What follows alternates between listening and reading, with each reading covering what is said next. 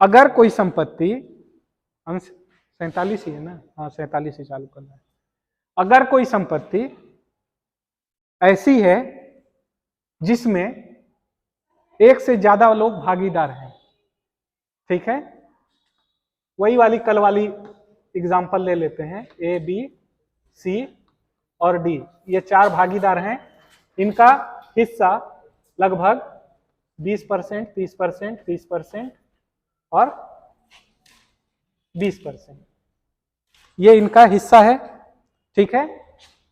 अब हमने कल देखा जिसका मूल्य पैसे में निकला प्रतिफल, उसी अनुसार वो उसी अनुपात में उसके अधिकारी होते थे।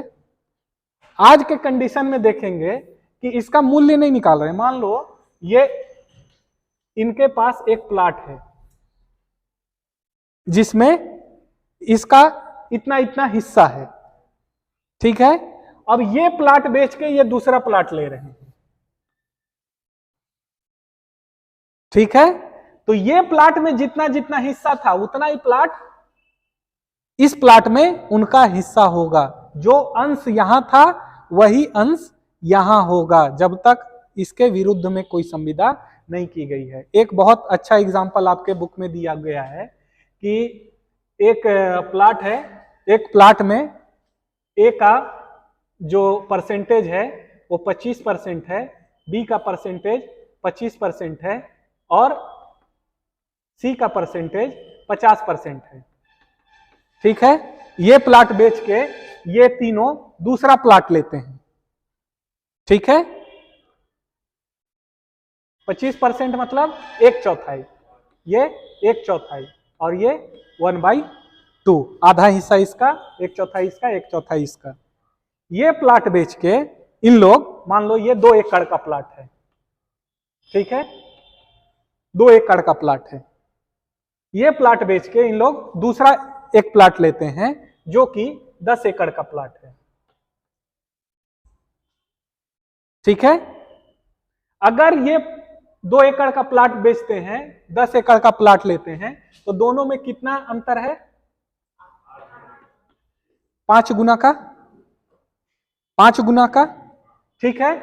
तो यहां अगर इसका 25% है तो 25% ही यहां भी रहेगा, ठीक है। लेकिन ये 2 एकड़ का 25% है, यानी आधा एकड़, ठीक है।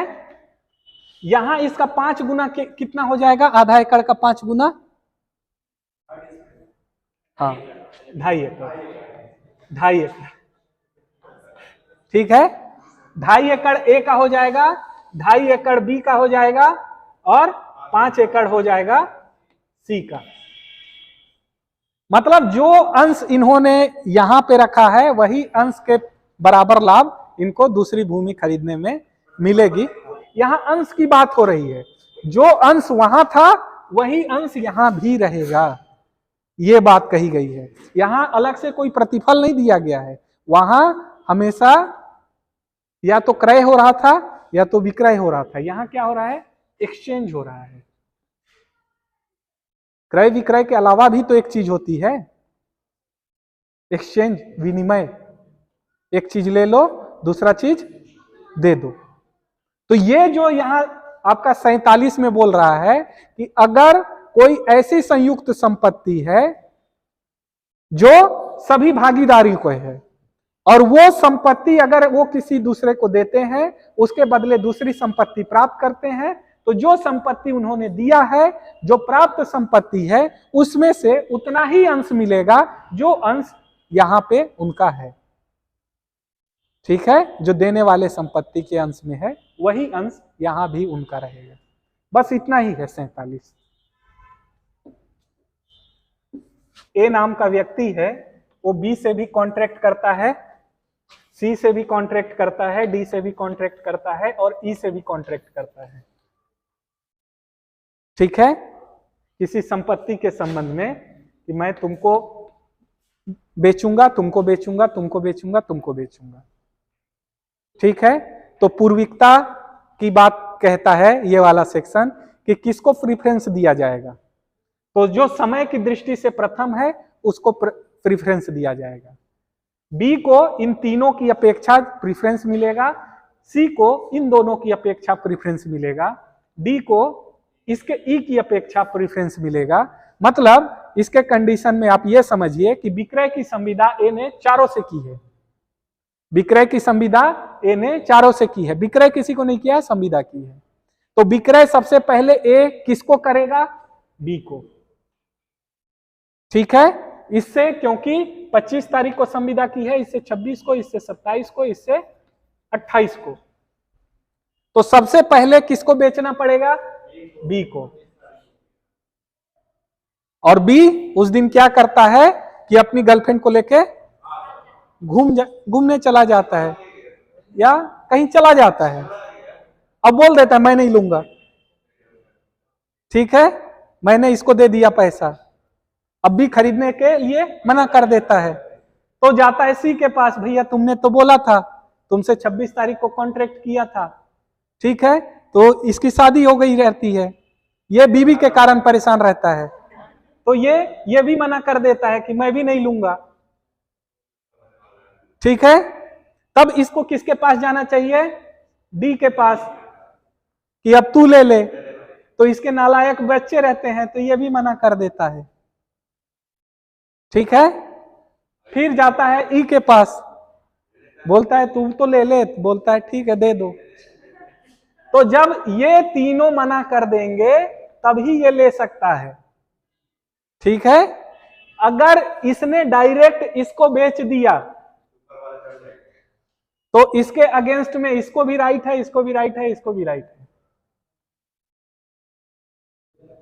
ठीक है, यही आपका 48 कहता है कि अलग अलग समय में किसी संपत्ति के संबंध में किसी से व्यवहार किया गया है, उसके अंतरण के संबंध में, और पूर्ण रूप से, आत्यांतिक रूप से, यानी पूर्ण रूप से, आत्यांतिक रूप से किसी एक व्यवहार का पालन किया जाना संभव नहीं है।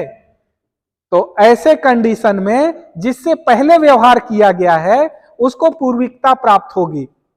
एग्जाम्पल आपके बुक में क्या दिया है, ये बुक नहीं दिया है, बुक में क्या दिया है कि एक प्रॉपर्टी है, ए ने बी के पास बंधक रखा है, ठीक है, इस पूरे प्रॉपर्टी को, फिर सी को बेच देता है।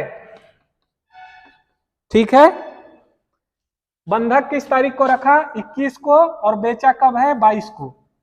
ऐसे कंडीशन में जो सी को ये प्रॉपर्टी मिलेगी वो बंधक के अधीन मिलेगी। मतलब इस प्रॉपर्टी पे, इस प्रॉपर्टी से बी को अधिकार होगा कि बंधक की राशि वसूल करने का सी के अगेंस्ट में। ठीक है, वही सूचना वाला सिद्धांत यहां भी लागू होगा कि सूचना होनी चाहिए।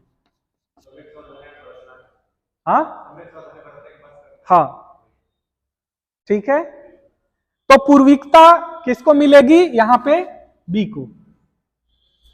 ठीक है, यही वाला बात आपका 48 में कहा गया है। कहता है बीमा के संबंध में, एक एक वर्ड याद रखो। 47 अंश के संबंध में, 48 पूर्विकता के संबंध में, 49 बीमा के संबंध में। बीमा के संबंध में 49 क्या कहता है कि अगर अंतरक ने अंतरिति को कोई संपत्ति प्रदान की है, ए ने बी को कोई संपत्ति प्रदान की है, और वो संपत्ति का कुछ मान लो इनके साथ मिसहैपनिंग हो जाता है, ये नष्ट हो जाती है या अंशतः कुछ खराबी होती है, तो अगर इस संपत्ति का ए ने बीमा करवाया है, ठीक है, ए ने बीमा करवाया है, तो बी जो कि इस संपत्ति का ग्रहण करने वाला है, ठीक है, ये इस बीमा का लाभ प्राप्त करने का अधिकारी होगा। मकान है, आपने मुझे बेची है, उस मकान का आपने बीमा करवाया है, ठीक है, और आपने मुझे बेची है, मेरे पास वर्तमान में उसका कब्जा है, ठीक है, भूकंप आता है, मकान गिर जाता है, भूकंप आया, मकान गिर गया। बीमा किसने करवाया था? ए ने। मकान किसके पास है? अब ये कहां जाएगा? एजेंट के पास। अरे भैया इसके पास पॉलिसी है। ये सिद्धांत क्या कहना चाहता है कि अगर लॉस होता है तो ऐसे कंडीशन में ए ने जो बीमा लिया है उसका फायदा बी को प्रदान किया जाएगा। ठीक है, ए ने अगर बीमा लिया है तो बी को उसका फायदा प्रदान किया जाएगा। ये नहीं बोला जाएगा कि जाओ जाओ बीमा तो मैंने करवाया था, मैं इसका इंस्टॉलमेंट भरा था, तो ए के माध्यम से मिलेगा, एक ही माध्यम से मिलेगा। पॉलिसी होल्डर ए है ना। 50 कहता है भाटक या भाड़ा।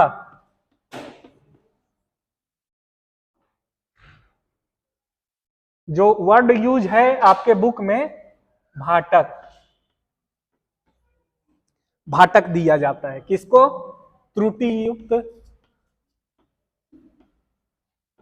हक है जिसके पास। ठीक है, थोड़ा कठिन लग रहा है। ए ने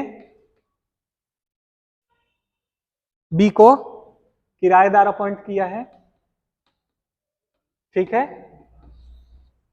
घर किसका है? ए का। बी यहां किराएदार है।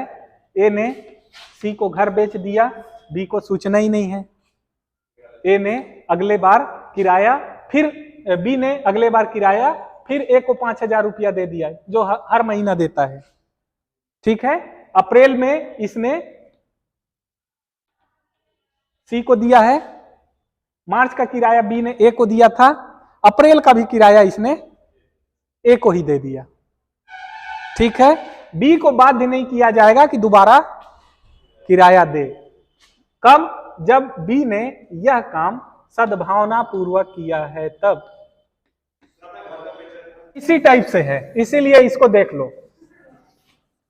सेम थ्योरी है, सेम थ्योरी है 51 का, इसीलिए आपको भारी नहीं जाएगा। ये क्या है? भाटक। यहां हो जाएगा अभिवृद्धि।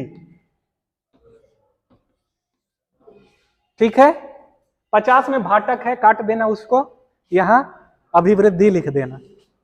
ठीक है, 51 क्या बोलना चाहता है? 51 ये बोलना चाहता है ए ने बी को संपत्ति दी। ठीक है, एक्चुअल में ये संपत्ति सी की थी। ठीक, एक्चुअल में ये संपत्ति सी की थी। ए क्या है? ये सी की माता है, सी की माता ए है। सी जो है अवयस्क है। ठीक है, संपत्ति सी के नाम से है, गार्जियनशिप ए के पास है। ये तो समझ रहे हो? गार्जियनशिप जिसके पास रहता है वो इसकी तरफ से इस संपत्ति का देखरेख कर सकता है। इसने बी को बेच दिया, बी को सद्भावना पूर्वक, वही वर्ड, ये विश्वास है कि ये संपत्ति मेरी है। ठीक है, बी ने इस संपत्ति पे कोई कार्य करवाया। ठीक है, बाद में सी आके बोलता है नहीं नहीं नहीं ये तुम्हारा नहीं है। ठीक है, तुम्हारा नहीं है, ये संपत्ति मेरे को वापस करो। है सी का, सी को देना ही पड़ेगा।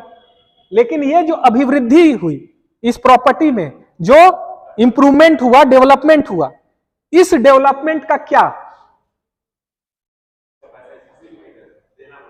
अब सी को ये जो अभिवृद्धि हुई,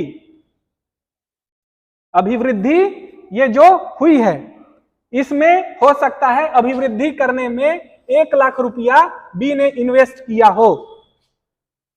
कितना इन्वेस्ट किया है वो अभिवृद्धि का मूल्य निकाला जाएगा कि कितना डेवलपमेंट हुआ है, वो मूल्य निकाला जाएगा। फिर वो मूल्य बी को चुकाया जाएगा सी द्वारा। यही 51 कहा है। और मान लो मूल्य नहीं चुका सकता है तो मान लो ये प्लॉट है, इस क्षेत्र में अभिवृद्धि हुई है। ठीक है, इस क्षेत्र में अभिवृद्धि हुई है, तो इस क्षेत्र का मूल्य कितना है? 25 लाख रुपया। इस क्षेत्र का मूल्य 25 लाख रुपया, अभिवृद्धि कितने का किया है? इसमें 3 लाख रुपया का। तो यहां इस कंडीशन में 22 लाख रुपए लेके ये प्रॉपर्टी सी को बी को दे देनी चाहिए। या तो तुम अभिवृद्धि ले लो, या तो संपत्ति उसको दे दो और संपत्ति का पैसा ले लो। ठीक है, यही 51 कहता है।